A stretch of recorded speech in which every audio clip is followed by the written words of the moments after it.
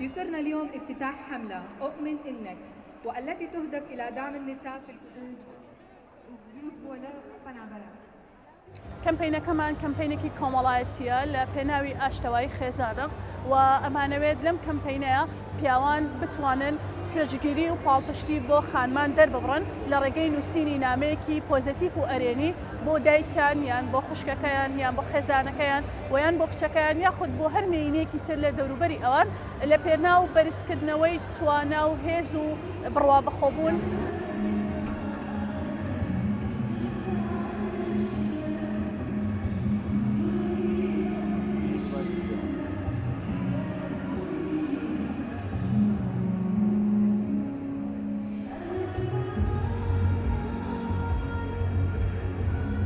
هدفی ڕئیسی لەمە بریتە لە پشتیوانیکردن لە خانمان لە ژنانی کوردستان لە خوشکانمان لە ڕاستیە ئەمەش بۆ زیاتر وشارکردنەوەی کۆمەڵگەیە بەوەی کە زیاتر پشتیوانی خانمان بن و دوورکەوینەوە لە مەسەلەکانی تایبەت بە دژایەتیکردنیان و توندوتیژیکردنیان و مەسەلەی ڕێگریکردنیان بۆ ئەوەی پەرە بدەن بە توانەکانی خۆیان.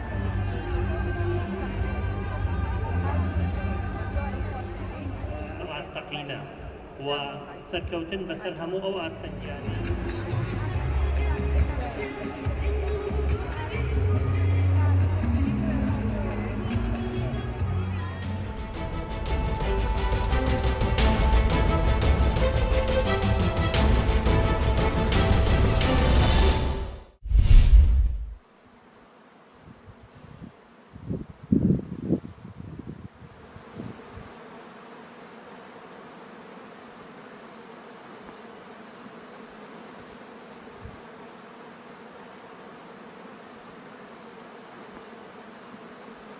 پەروەرشی هەنگ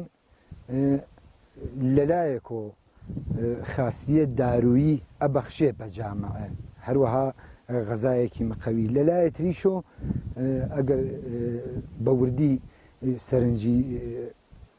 پەروەرشی هەنگ بین بۆ دەوڵەمەندکردنی گژوگیا و بوژانەوەی تەبیعەت زۆر مؤثرە.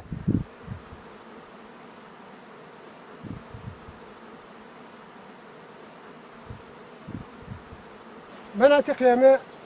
لە دوو مەوقع بەدەب هەنگداریە خۆ لە ئەوەڵی بەهارە شتێ لە سەتی پایینی کێوسان و لە پەلە دەوروبەری ئاوایە دای بنیت گوڵ دەهی دەوروبەری ئاوایی باشترە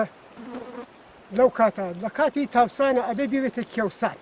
کۆچی بێ بۆ کێوسان کۆچی دابووەوێ تاکوونی پاییس تا ئاخری شەهریوەر ئەشێ لەوێ بمێنێتەوە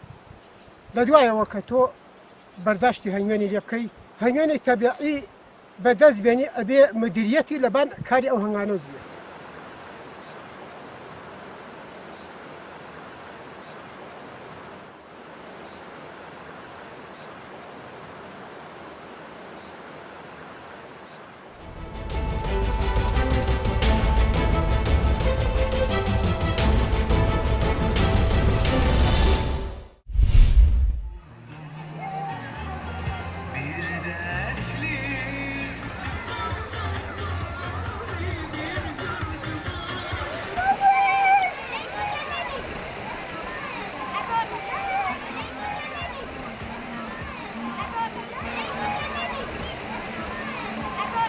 قالك أخسر كأخذ بامة بتشكت خوتين هنا ما يداري خستين جاي وان بعد الكين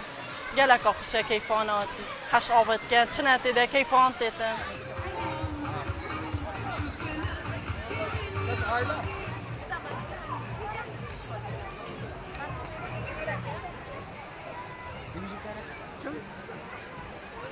روجت فرصة خطبة يد بين فدانة رسمي وخاطنا ملقى الخزانة بوفير إينا نزاروكا بوفير جاكي وصايف فينك خوش أم بيتفينا راستي وجواكي جالك خوشة وكي هين بين بشماجي كات ديار جواكي جالك خوشة زاروك تدا مرتاحة جا زاروك هاي جا خزانة هاي جالك خوشة راستي مرتاح يك بوش جالك